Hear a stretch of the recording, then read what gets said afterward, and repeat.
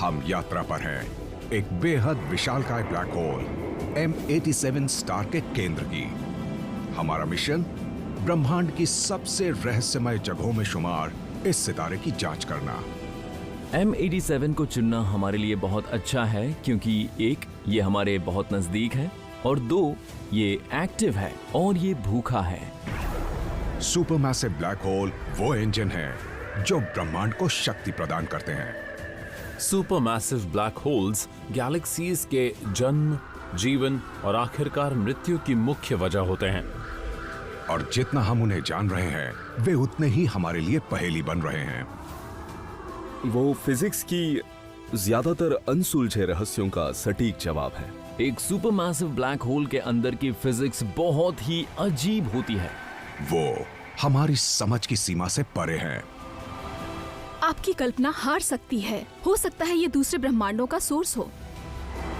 ये सब जानने का सिर्फ एक ही तरीका है, वहां जाना जहां अब तक कोई नहीं गया। M87 सितारे के केंद्र की यात्रा पर।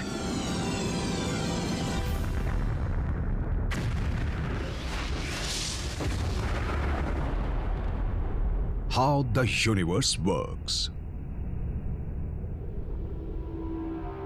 हम जा रहे हैं M87 की तरफ, एक बेहद विस्तृत आकाशगंगा जो धरती से 5 करोड़ 50 लाख प्रकाश वर्ष दूर है। इसके केंद्र में है विशालकाय ब्लैक होल M87 स्टार। यह अब तक का पहला और एकमात्र ब्लैक होल है जिसकी तस्वीर ली गई है। हम ये जानना चाहते हैं कि M87 स्टार इतना बड़ा कैसे हुआ, इसके अंदर क्या है और ये अपनी आकाशगंगा को कैसे नियंत्रित करता है। सुपरमैसिव ब्लैक होल से 5000 प्रकाश वर्ष दूर हमें आने वाले खतरे का पहला संकेत मिला। हमने उस आकाशगंगा के बाहर विशाल छिद्र खुदे हुए देखे। बिना स्टार्स के कई हजार प्रकाश वर्ष चौड़े खाली स्थान। जब उसके पास पहुंचते हैं तो हम देख सकते हैं कि मलबा आसपास के इलाके में फैला हुआ है। जैसे ड्रैगन की गुफा में जाते वक्त आपको पहले बहुत सारे खोजियों की हड्डियां पड़ी हुई दिखती हैं। ऐसा कौन सा प्रलयकारी बल है जिसने अंतरिक्षीय गैस के बादलों में ये विशाल गड्ढे बना दिए। जब हम M87 स्टार से हजारों प्रकाश वर्ष दूर स्थित ऊर्जा की एक शानदार किरण के पास पहुंचते हैं, हमें एक सुराग मिलता है। ये उस आकाशगंगा को पार करा रहा रेडिएशन का एक घातक प्रवाह है, एक जेट। ये जेट लाइट हाउस से आती सर्च लाइट या बीम जैसी है। आप ये मॉन्यूमेंटल चीज देख रहे हैं, ब्लैक होल से निकलती हुई, फूट कर निकलती हुई रेडिएशन। जब मैंने पहली बार उस जेट का फोटो देखा, मैंने कहा वाह, क्या मैं इस इमेज की स्केल गलत पढ़ रहा हूं, क्योंकि वो एक स्टार ट्रेक जैसी बीम आ रही थी। 1918 में अमेरिकी खगोल वैज्ञानिक हीबर कर्टिस ने इन धाराओं को अजीब सी सीधी किरण कहा। एक सदी बाद दूरबीनों की तस्वीरों से पता चला कि ये ऊर्जा के साथ स्पंदित हो रही हैं। उन तस्वीरों से इन जेट्स में गांठें और गुच्छे दिखाई दिए। इससे पता चलता है कि ये स्पष्ट और सीधी तो बिल्कुल नहीं है और इन धाराओं में कुछ बड़ी विनाश की घटनाएं हुई हैं। ये विनाशकारी ऊर्जा इन गांठों को रोशनी की धार में आगे बढ़ाती है। ये गांठें जेट की स्पीड को दिखाती हैं। ये तेज गति वाली ट्रेन को देखने जैसा है। एक ही रंग के रेल कोच एक निरंतर छवि के रूप में धुंधला जाते हैं, लेकिन अलग अलग रंग के कोच झटकों के साथ अलग अलग दिखाई देते हैं। ऐसा ही रोशनी की धार में चलती गांठों के साथ होता है। तो हम ब्लैक होल के पास से निकलने वाले मटेरियल की गांठों को देखकर पता लगा सकते हैं कि जेट कितनी तेजी से आगे बढ़ रहा है। जब खगोल वैज्ञानिकों ने 2 गांठों की गति को मापा तो वो आश्चर्य में पड़ गए। एक लाइट की स्पीड से 2.4 गुना गति से चल रही थी और दूसरी लाइट की तुलना में 6 गुना ज्यादा तेजी से चल रही थी। मतलब ये कैसे मुमकिन हो सकता है? चाहे ब्लैक होल के आसपास की फिजिक्स कितनी भी अजीब हो, पर ऐसा हो ही नहीं सकता। अब लाइट की स्पीड से तेज तो कुछ नहीं जा सकता, तो जरूर हम कुछ ना कुछ यहाँ पर मिस कर रहे हैं। ये गांठें प्रकाश की गति से भी तेज चलती प्रतीत हो रही थीं, पर असल में ब्रह्मांड हमसे खेल रहा था। ऐसा सिर्फ इसलिए लग रहा था कि इस जेट का काफी हिस्सा हमारी तरफ था, धरती से देखने वाले ऑब्जर्वर की तरफ। वो एक तरह का ऑप्टिकल इल्यूजन है जो आपको भ्रम में डाल रहा है कि वो लाइट से तेज चल रहा है। ये प्रकाश की एक सरल सी चाल है, जैसे गिलास में पानी में चम्मच मुड़ा हुआ और विकृत दिखता है, बिल्कुल वैसे ही जेट की असंभव तेज गति सिर्फ दृष्टिकोण का भ्रम है।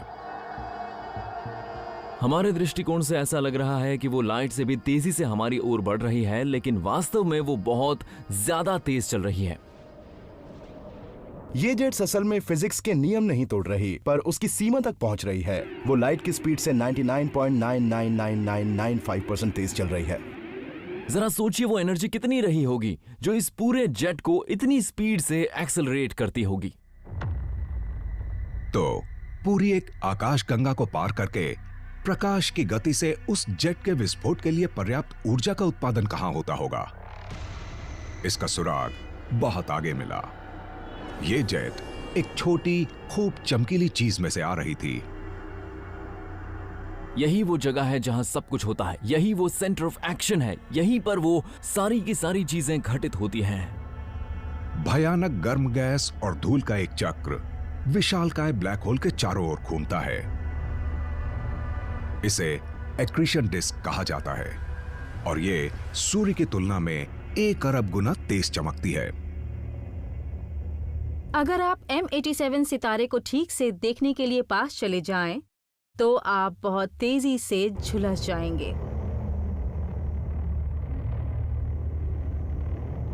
अगर आप कोई चमत्कारिक इंसान हैं जो कहीं भी जिंदा रह सकते हैं और आपने चाहे कितने भी SPF वाला सनस्क्रीन लगाया हो या जादुई सनग्लासेस पहने हो, तो आप देखेंगे भयंकर चमकीला गैस का बवंडर काले शून्य के चक्कर काटते हुए।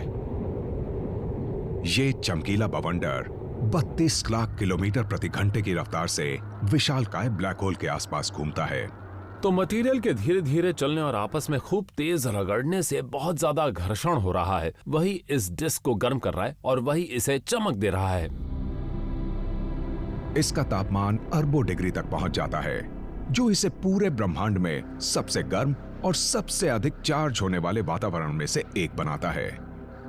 ये तीव्र ऊर्जा न केवल डिस्क को रोशन करती है, बल्कि आकाश गंगा के पार हमारे मार्ग को भी रोशन करती है।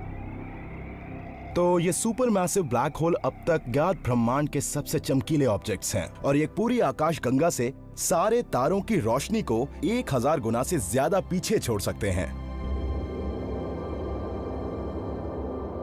ऐसे गहन प्रकाश के समूहों का पहली बार पता तब चला जब हमने 1960 के दशक में रेडियो दूरबीनों की मदद से अंतरिक्ष का पता लगाना शुरू किया।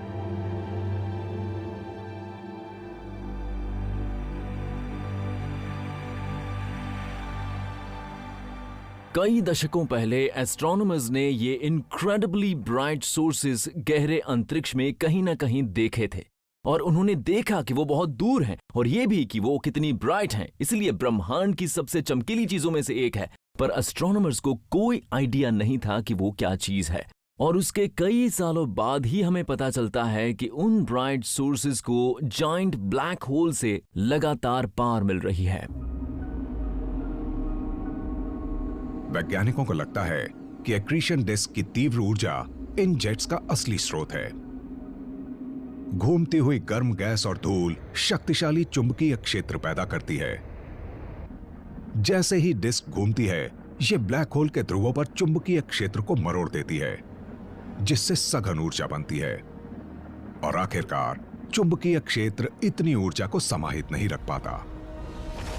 वो जेट्स को झटके से आकाशगंगा में विस्फोटित कर देता है, यहां तक कि कई प्रकाश वर्ष दूर स्थित हमारे अंतरिक्ष यानों से हम ऊर्जा की इन घातक धारों को देख सकते हैं। ये ब्रह्मांड के सबसे बड़े आतिशबाजी प्रदर्शन की तरह है। M87 स्टार के ध्रुवों से दो धाराएं निकल रही हैं। एक हमसे दूसरी तरफ अंतरिक्ष में जा रही है, दूसरी हमारे यान के करीब से गुजर रही है। हम सुरक्षित दूरी पर हैं, दूसरी चीजें नहीं हैं। तो जब ये जेट्स इन सुपर मैसिव ब्लैक होल से निकलती है तो क्या किसी से नहीं टकराती होगी? गैस क्लाउड से टकराती है तो उसकी धज्जियां उड़ा देती है, उसमें बड़ा सा छेद कर देती है। जैसे एक ट्रेन स्नोई ट्रैक में से गुजर रही हो। गैस स्नो की तरह होती है जिसमें से ये जेट्स ट्रेन की तरह गुजरती हुई उसे साफ कर देती है। लेकिन ये ऐसी ट्रेन है जो लगभग प्रकाश की गति से चलती है, गैस के बादलों को तबाह करती हुई। और जब हम इस विनाश का पीछा करते हैं तो हमें M87 स्टार का रास्ता साफ मिलता जाता है। ब्रह्मांड के दूसरे कोने पर ऐसे ही विनाश के प्रमाण मौजूद हैं। सिग्नस ए गैलेक्सी में विशालकाय ब्लैक होल की जेट्स ने बड़े पैमानों पर नुकसान पहुंचाया है। कई मायनों में सिग्नस एक कॉस्मिक शूटिंग गैलरी की तरह है। ये एक क्राइम सीन, एक खूबसूरत झमेला है। तो जब ये जेट सिग्नस ए के न्यूक्लियस से बाहर आती है तो ये गैस क्लाउड्स का सामना करती है, तो उस पॉइंट पर शॉक वेव्स निकलती हैं और ये जेट सभी मटेरियल को फाड़ती हुई बाहर जाती है, हर दिशा में शॉक वेव्स फेंकती हुई, जिससे एब्सोल्यूट केओस पैदा होता है। ये विश्वास करना मुश्किल है कि ये जेट कितनी तबाही मचा देते हैं। वो गैस में लाखों लाइट ईयर्स चौड़े होल बना देते हैं। इतनी चौड़ाई तो एक पूरी गैलेक्सी की होती है।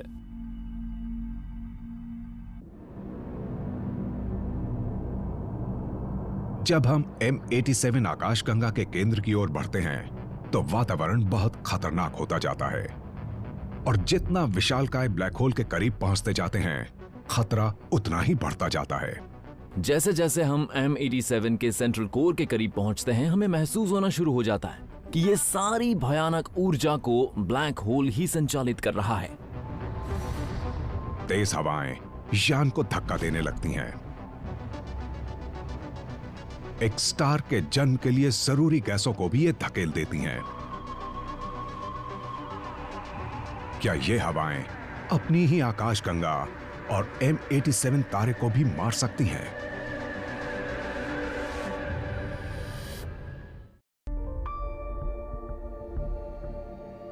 हम विशालकाय ब्लैक होल M87 स्टार का पता लगाने के मिशन पर हैं।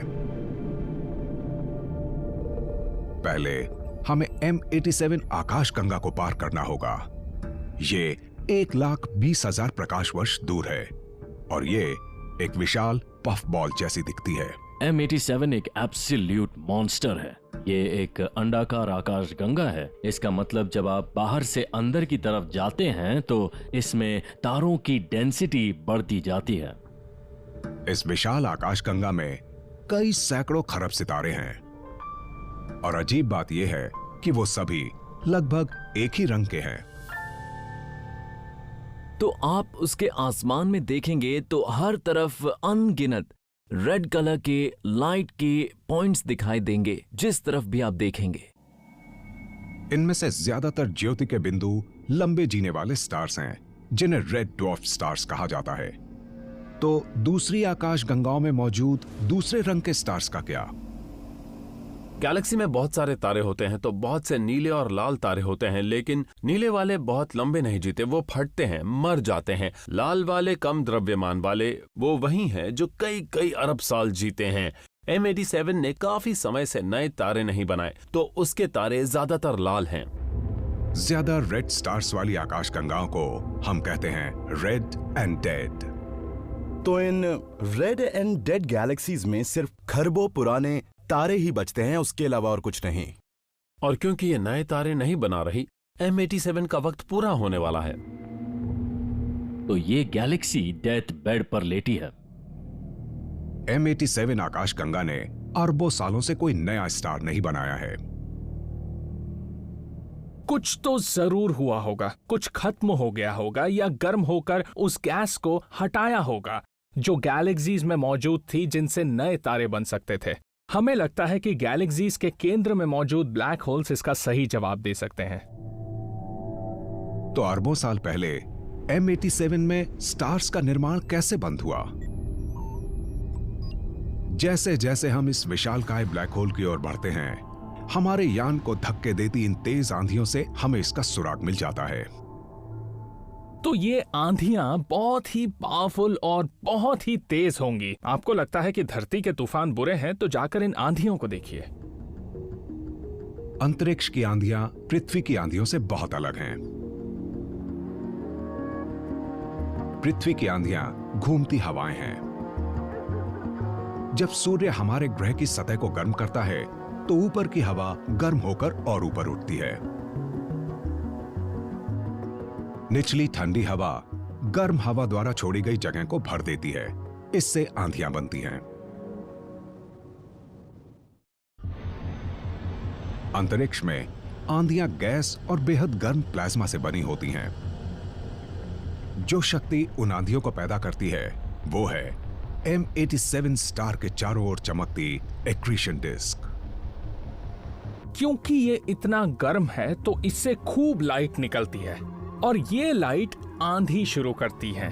तो ब्लैक होल्स ही आंधियां चलाते हैं। वो अपनी लाइट से ही आंधियां चला देते हैं। और जितना ज्यादा मटेरियल एक्रीशन डिस्क में गिरता है वो उतनी बड़ी और गर्म हो जाती है और उतनी ही ज्यादा शक्तिशाली आंधियां ब्लैक होल चलाता है। हम जानते हैं कि एक्रीशन डिस्क का प्रकाश आंधियां चलाता है, लेकिन हम बस इतना ही जानते हैं। हम आंधी के बारे में ज्यादा नहीं जानते। क्या वो सभी दिशाओं में फैल रही है गोले की तरह, या सिर्फ जेट्स में है, बहुत नैरो और सिर्फ 2 अलग अलग दिशाओं में घूमती हुई? इन आंधियों के प्रभाव को मापना उतना आसान नहीं है जितना लगता है। ऐसा नहीं है बाहर आंधी में निकलो और बस उसे चेक कर लो। आपको इस ऑब्जेक्ट से निकलती लाइट को स्टडी करके आंधियों का अंदाजा लगाना होता है। हम ये पता लगाना चाहते थे कि ब्लैक होल की हवाएं बुलबुले की तरह फैलती हैं या संकीर्ण धाराओं में आगे बढ़ती हैं। तो हमने अध्ययन किया कि एक्रीशन डिस्क की लोहे की धूल किस तरह आंधी चलाकर प्रकाश को रोकती है। जब खगोल वैज्ञानिकों ने एक्स-रे लाइट स्पेक्ट्रम देखा तो उन्हें इसका जवाब मिला। उन्होंने देखा कि ब्लैक होल का लोहा एक्सरे को हर दिशा से एब्जॉर्ब कर रहा था। यह तभी संभव था जब ब्लैक होल हर दिशा से हवा को फेंक रहा हो। इसका मतलब वो एक गोलाकार हवा बहा रहा है जो वैसे ही आकाशगंगा में फैल रही है। यानी ये ब्लैक होल इस बढ़ते गोले या गैस के बबल्स को फुला सकते हैं जो गैलेक्सी के सेंटर से बाहर की ओर बह रहा है। ये आंधियां M87 की पूरी आकाशगंगा में बहती हुई फैल रही हैं और इसी से पूरी आकाशगंगा के कोने कोने तक हीट और एनर्जी पहुंच रही है। और M87 आकाशगंगा के लिए ये बहुत बुरा है, क्योंकि गर्म शक्तिशाली आंधियां स्टार्स का जन्म नहीं होने देती। आंधियां गैस को दूर धकेल रही हैं जो तारों का निर्माण कर सकती थी। इसीलिए इस आकाशगंगा में सितारों का जन्म नहीं हो पा रहा और हो सकता है धीरे धीरे ये गैलेक्सी मर जाए। और स्थिति इससे भी बुरी है। तारे बनाने के लिए आकाशगंगा को बहुत सारी गैस और धूल चाहिए और ये गैस और धूल बहुत ठंडी होनी चाहिए। ब्लैक होल की गर्म आंधियां गैस के बादलों को गर्म करती हैं, जिससे वो स्टार्स नहीं बना पाती।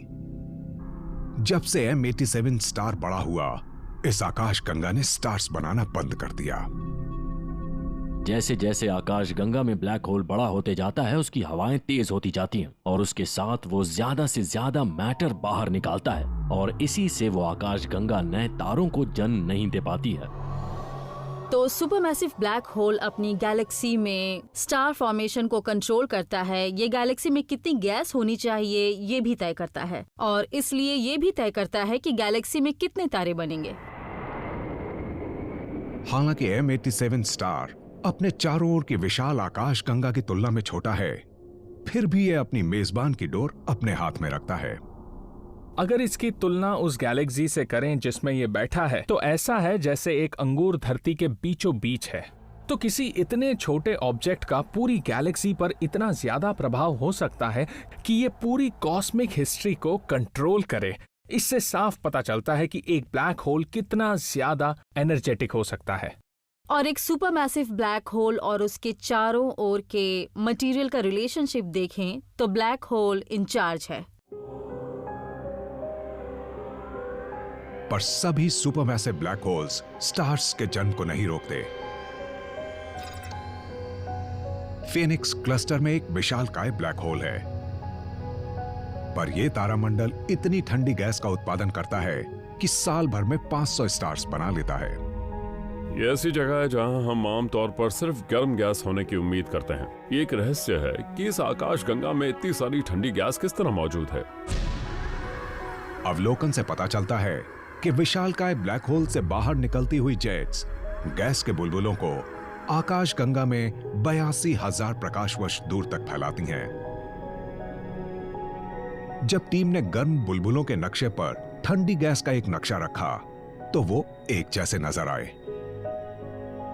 इन हॉट बबल्स में कुछ तो ऐसा है कि जिससे वो कोल्ड गैस इनके ऊपर झुक आई है।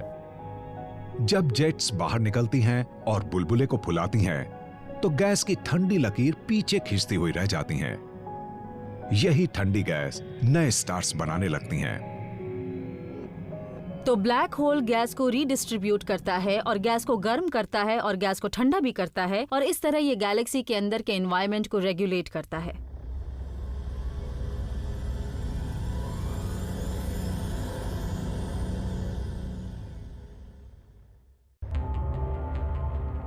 हालांकि M87 स्टार अपनी पूरी दादागिरी चलाता है, पर इसका अतीत, वर्तमान और भविष्य पूरी तरह इसकी मेजबान आकाशगंगा से जुड़ा हुआ है। हमारे यान से दिखता अंतहीन अंतरिक्ष का नजारा शांत और अपरिवर्तनीय है, लेकिन M87 आकाशगंगा का अतीत हिंसक और पैशाचिक है, मृत्यु और विनाश से भरा।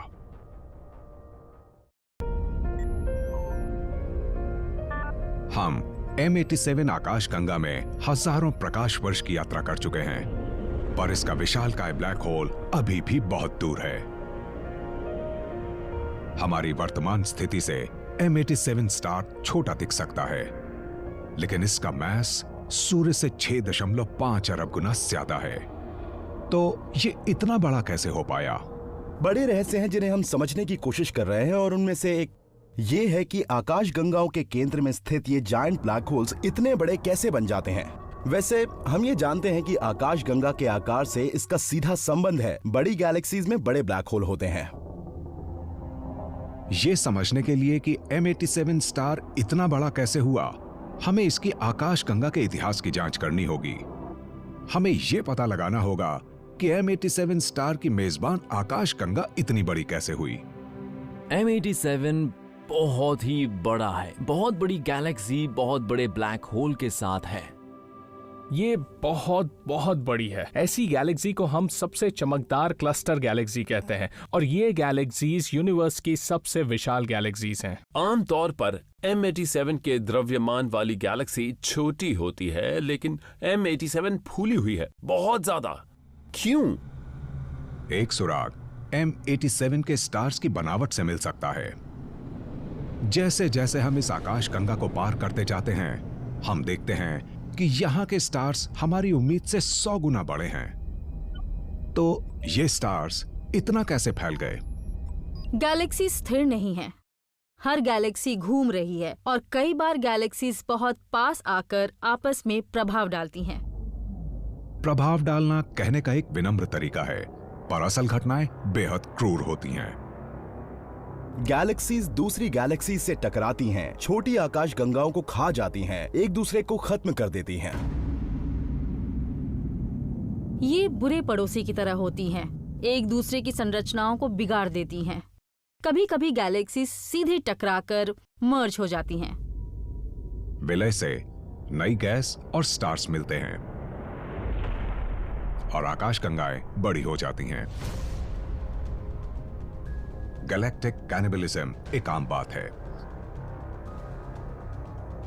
शायद M87 आकाशगंगा ने अपने पड़ोसियों को खा लिया है। लेकिन ये हमें कैसे पता लगे? हम खा ली गई आकाशगंगाओं से आए स्टार्स की पहचान करने की कोशिश कर सकते हैं, लेकिन ये आसान नहीं है। किसी दूर की गैलेक्सी का नक्शा बनाए तो उनके तारों के कारण ऐसा करना बहुत मुश्किल होता है। फोरग्राउंड और बैकग्राउंड एक दूसरे में मर्ज रहते हैं। ये जानना बहुत ही मुश्किल है कि गैलेक्सी मर्जर कभी हुआ भी था। सब शांत सा हो चुका है। ये एक तालाब में एक बाल्टी पानी डालने जैसा है। जब पानी की लहरें बैठ जाती हैं, तब कोई पूछे कि अलग करके बताओ कि बाल्टी वाले पानी के मॉलिक्यूल्स कौन से हैं और तालाब के कौन से, जबकि पानी तो सब एक हो चुका है। और यही हाल गैलेक्सी में स्टार्स का होता है। तो आप तालाब के पानी में बाल्टी के पानी को कैसे ढूंढ सकते हैं? इसके लिए हमें टूट फूट के संकेतों का पता लगाना होगा, जैसे कि विघ्न से खिसकी रेत और कीचड़ की अलग अलग लकीरें और लहरें। जब आकाशगंगाएं एक दूसरे में विलीन होती हैं, तो वो भी अवशेष छोड़ती हैं जो अलग ही नजर आता है, प्लैनेटरी नेबुला के रूप में। प्लैनेटरी नेबुले वो आकाशदीप हैं जिन्हें अलग से छांटकर आप गैलेक्सी का सटीक मैप बना सकते हैं। प्लैनेटरी नेबुला तब बनता है जब ईंधन खत्म हो जाने के कारण मध्यम आकार के स्टार्स की बाहरी परत फट जाती है। गैस की यह बाहरी परत विस्तृत होकर नेबुला बनाती हैं, जो अक्सर छल्ले या बुलबुले के आकार का होता है। ये खूबसूरत चमकती हुई नीली हरी बूंदें तारे से निकलती दिखती हैं। ये सितारों से इतनी बड़ी होती हैं कि इन्हें आसानी से पहचान सकते हैं। हमारी एक टीम M87 आकाशगंगा में प्लैनेटरी नेबुलास की खोज कर रही थी। जब उन्होंने आकाशगंगा का नक्शा बनाया, तो उन्होंने 300 अलग अलग चमकते हुए बिंदु निकाले। ये बिंदु नीले हरे रंग के थे, जो पुष्टि कर रहे थे कि वो प्लैनेटरी नेबुलास हैं। प्लैनेटरी नेबुले सुंदर होती हैं। अनाज की थाली में नगीनों की तरह अलग ही नजर आती हैं। M87 के नेबुलास की चाल बाकी स्टार से अलग दिखती है। यह दिखाता है कि इनकी उत्पत्ति छोटी और कम उम्र की आकाशगंगा में हुई है, M87 में नहीं। क्योंकि हमें यहाँ ये प्लैनेटरी नेबुले दिखती हैं, तो इस आकाशगंगा में कुछ तो हुआ होगा। वो क्या था? गैलेक्सियों की टक्कर। प्लैनेटरी नेबुलास की खोज से पता चलता है कि पिछले 1 अरब सालों में किसी समय M87 ने एक छोटी आकाशगंगा को निगला था। वो आकाशगंगा M87 के बहुत करीब भटक रही होगी। M87 के शक्तिशाली गुरुत्वाकर्षण ने छोटी आकाशगंगा को अपने जाल में फंसाया और उसे करीब से करीब खींचती गई। आप देख सकते हैं कि ये गैलेक्सी आसमान में बड़ी और बड़ी हो रही है और एक आकार में नहीं रहती। वो गैलेक्सी पास आई तो वो घूमी और आपकी गैलेक्सी भी साथ में घूमी, जब तक कि आसमान सितारों के झरने से भर नहीं गया। M87 ने छोटी आकाशगंगा को अपनी ओर खींचा और पूरा निगल लिया। 2 गैलेक्सियों के टकराने से ज्यादा ड्रामेटिक और कुछ होगा? विलय के अतीत ने यह रहस्य खोला कि M87 आकाशगंगा इतनी बड़ी कैसे हुई। ऐसी हर घटना ने इसे करोड़ों स्टार्स दिए। इस टक्कर से गुरुत्वाकर्षण में भी थोड़ी राहत मिली, जिससे स्टार्स हर तरफ गुलाल की तरह बिखर गए। ऐसी किसी टक्कर के बाद तारे पहले के मुकाबले 10 या 100 गुना ज्यादा दूर दूर बिखर जाएंगे। कुछ टक्करों से स्टार्स दूर दूर बिखर जाते हैं और कुछ से पूरी आकाशगंगा की संरचना ही बदल जाती है। अगर वो गैलेक्सी मर्जर काफी वायलेंट रहा होगा, तो गैलेक्सी में इतनी एनर्जी भर गई होगी कि तारे उसके केंद्र से दूर चले गए होंगे और गैलेक्सी बहुत ज्यादा फूल गई होगी, जिससे धीरे धीरे उसने चिकनी आकृति विहीन अंडाकार आकार ले लिया। अधिकांश आकाशगंगाओं के केंद्र में एक विशालकाय ब्लैक होल होता है और उन आकाशगंगाओं में भी रहा होगा जिन्हें M87 ने निगला होगा। तो उन ब्लैक होल्स का क्या हुआ? क्या उन्होंने M87 स्टार के साथ विलय करके उसका आकार बढ़ाया? M87 एक अंडाकार आकाशगंगा है और इससे ये भी अंदाजा लगता है कि इसमें कई सुपरमैसिव ब्लैक होल मर्जेस भी हुए और इसी से M87 स्टार को बड़ा आकार और मास मिला होगा। इसके हिंसक अतीत से उलट अब M87 गैलेक्सी काफी शांत है। तो हमारा मानना है कि दूसरी गैलेक्सीज की टक्कर से आए विशालकाय ब्लैक होल्स को निगलकर M87 स्टार ने अपना आकार बढ़ाया।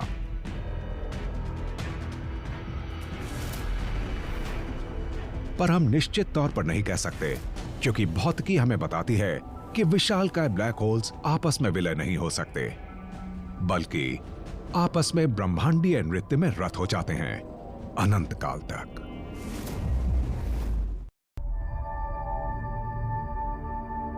जैसे जैसे हम विशालकाय ब्लैक होल के करीब जाते हैं, पिछले 10 अरब वर्षों के दौरान निगली गई छोटी गैलेक्सीज के अवशेष हमारे पास से गुजरते हैं। वो रहस्य खोलते हैं कि M87 गैलेक्सी इतनी विशाल कैसे हुई। इनमें से ज्यादातर निगली हुई गैलेक्सीज के अपने विशालकाय ब्लैक होल्स रहे होंगे। अगर M87 गैलेक्सी दूसरी गैलेक्सीज को निगलकर इतनी विस्तृत हुई, तो क्या M87 स्टार दूसरे विशालकाय ब्लैक होल्स को निगलकर इतना विशाल हुआ?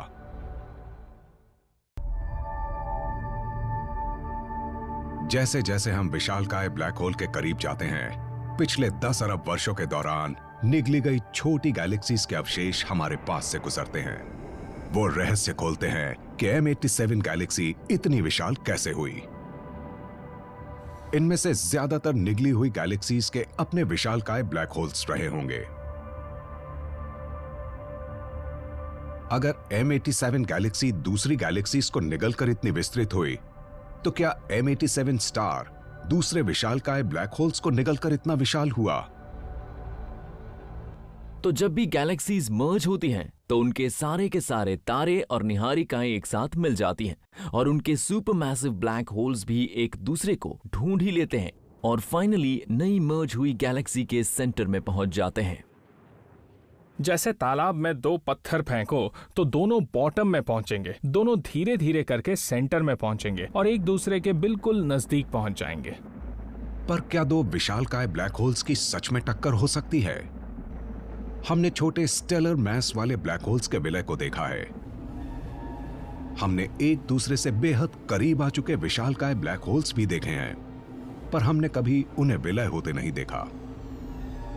जब गैलेक्सीज मर्ज होती हैं, उनके सेंट्रल सुपरमैसिव ब्लैक होल भी होने चाहिए। मर्जर प्रोसेस का पहला स्टेप ये है कि वो नई बनी गैलेक्सी के सेंटर की तरफ बहकर आने लगते हैं। जब वो गैलेक्टिक सेंटर की ओर बढ़ते हैं, तो विशालकाय ब्लैक होल रास्ते में पड़ने वाले तारों और गैस के बादलों का सफाया करते जाते हैं। वो आकर एक दूसरे से टकरा नहीं जाते, वो आसपास चक्कर लगाने लगते हैं, वो सितारों को दूर बिखेरने लगते हैं और जितना वो एक दूसरे के पास आते हैं उतनी ही तेजी से एक दूसरे का चक्कर लगाने लगते हैं और चीजें बहुत ज्यादा अस्त व्यस्त हो जाती हैं। और इस अस्त व्यस्तता में कुछ अजीब घटता है। विशालकाय ब्लैक होल एक दूसरे के पास आने से रुक जाते हैं। ये एक प्रॉब्लम है और हम इसे कहते हैं फाइनल पार्सेक प्रॉब्लम। तो ऐसा क्यों होता है?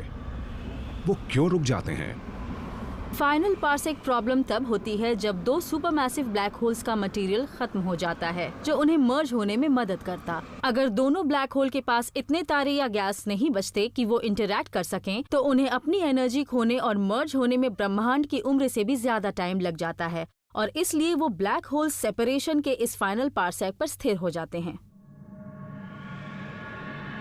2 विशालकाय ब्लैक होल्स एक शाश्वत ब्रह्मांडीय नृत्य में एक साथ जुड़ जाते हैं, एक दूसरे के पास पर हमेशा के लिए अलग। पर कुछ विशालकाय ब्लैक होल्स आपस में विलय हुए होंगे। इसकी पूरी संभावना है कि M87 ने जिन गैलेक्सीज को निकला उनके अपने विशालकाय ब्लैक होल्स रहे होंगे। पर फिर भी अपने सफर में हमने कई विशालकाय ब्लैक होल्स नहीं देखे, सिर्फ एक ही देखा, M87 स्टार। अर्थात विलय हुआ तो है, पर कैसे? 2019 में हमें इसका सुराग मिला NGC 6240 नामक गैलेक्सी से। ये आकाशगंगा ऐसी दिखती है जैसे बहुत ही विशाल ब्रह्मांडीय टक्कर के बाद का अवशेष हो। सितारों के ढेर होते हैं, वहाँ झुंड होते हैं, बेहतरीन दिशाओं और बेहतरीन गति में फैले हुए बेहतरीन गुच्छे होते हैं, जो हमारी नजर में दो गैलेक्सीज के मैसिव मर्ज के बाद ही हो सकता है। विलय के बाद के परिणाम से दो आकाश गंगाओं के टकराव की तुलना में घटनाओं की और जटिल श्रृंखला का पता चला।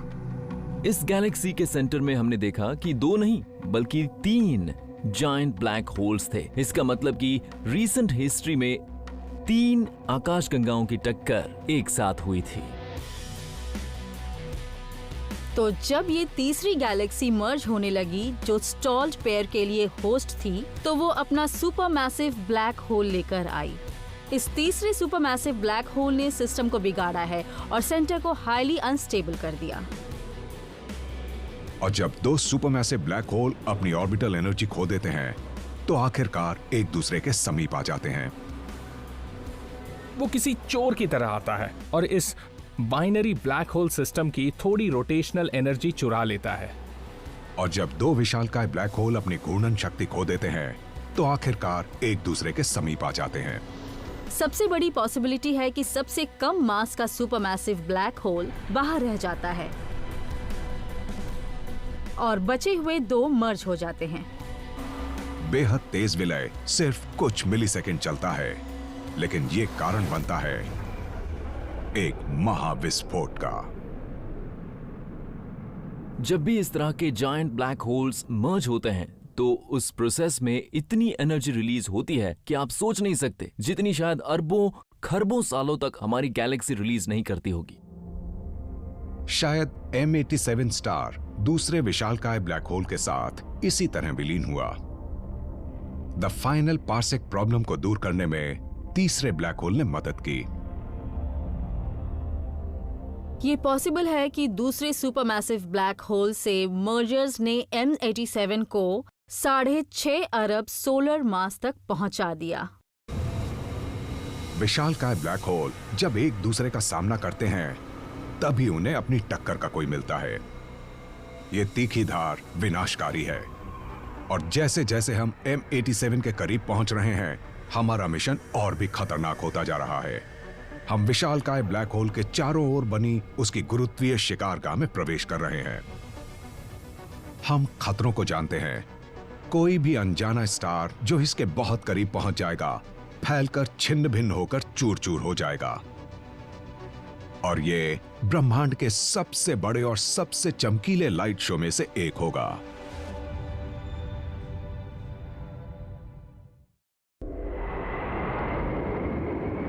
विशालकाय ब्लैक होल M87 के करीब पहुंचने पर हम खतरनाक इलाके में प्रवेश कर लेते हैं। न सिर्फ हमारे लिए बल्कि भटकते हुए सितारों के लिए भी। अगर ब्लैक होल ने उसे खींच लिया तो उसका नामो निशान मिट जाएगा। पर उनका बलिदान विशालकाय ब्लैक होल का एक रहस्य खोल सकता है कि वो कितनी तेज घूमते हैं। यह गणना करना मुश्किल है कि चमकीले चक्र में छिपी एक आकृति विहीन वस्तु कितनी तेजी से घूमती है। आपको खूब सारा धैर्य चाहिए और थोड़ा सा भाग्य भी। एस्ट्रोनॉमी सच में एक अपॉर्चुनिस्टिक साइंस है। आपको सही वक्त और सही जगह का इंतजार करना पड़ता है ताकि आप ऐसा कुछ देख सकें जो पहले ना दिखा गया हो।